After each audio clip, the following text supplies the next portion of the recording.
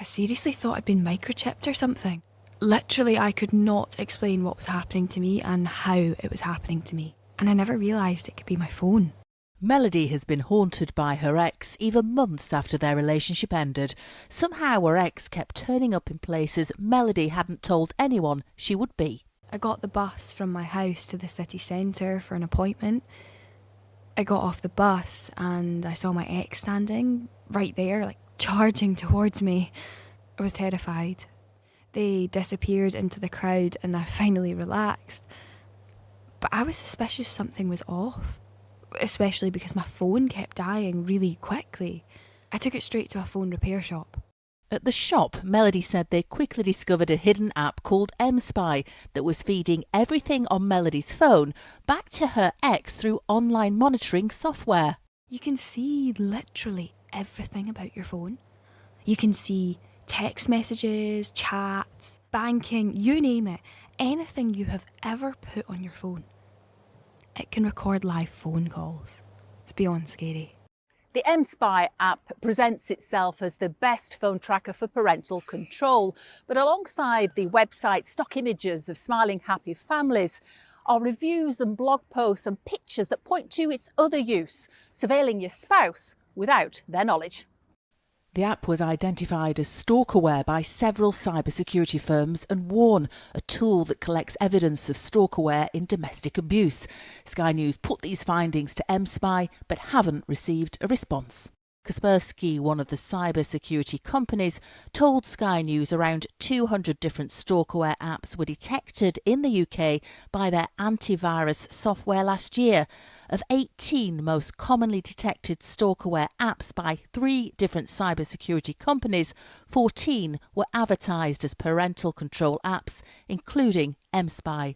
Kaspersky's principal researcher David M. told us that marketing as parental control is increasingly common for stalkerware.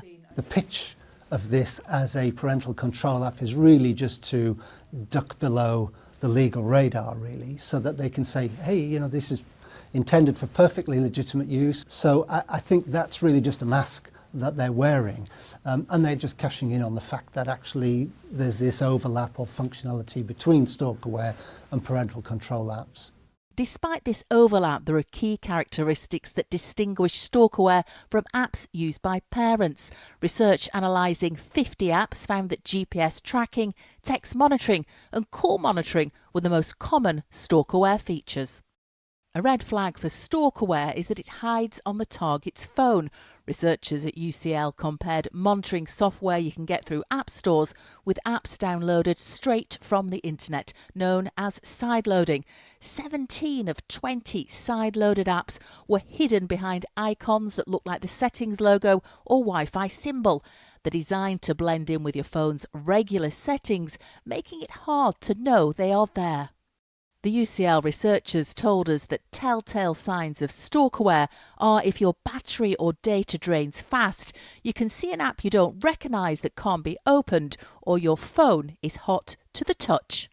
Some abusers are even misusing more legitimate family tracking apps, the sort of apps many parents and carers have to give them peace of mind to know their children's whereabouts and social media consumption. But even these more innocent apps are being abused by some when they fall into the wrong hands.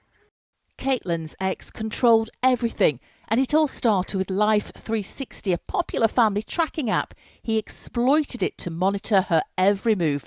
She had to change her car, her house, her job and her children's schools as a result of his constant surveillance. The reason why Life 360 was on my phone was for my own safety. That's what he made me believe at the time. If anything happened to me, he would know my location. When I realised that it wasn't being used for the right reasons, I started to feel unsafe. If I went a different direction, or if I went the wrong way or diverted from traffic. If he saw that in my Life 360 app, then I would get a whole load of abuse when I came home. I would be accused of having an affair with another man, I would get the silent treatment, or he would become quite violent. Life 360 didn't respond to our request for comment. Experts and survivors agree it's not technology alone that is the problem, but how it is exploited. As technology is moving so fast and we're not keeping up with that and we're not doing enough about both holding those companies accountable for not including safety and design, but also we're not keeping up in terms of our police response and the response of support services to feel equipped to keep up with that tech-facilitated abuse. Advocates for domestic abuse survivors want better awareness of the scale of the issue and say tech companies must put safeguards in place to stop their products becoming tools of abuse. Charlotte Leeming, Sky News.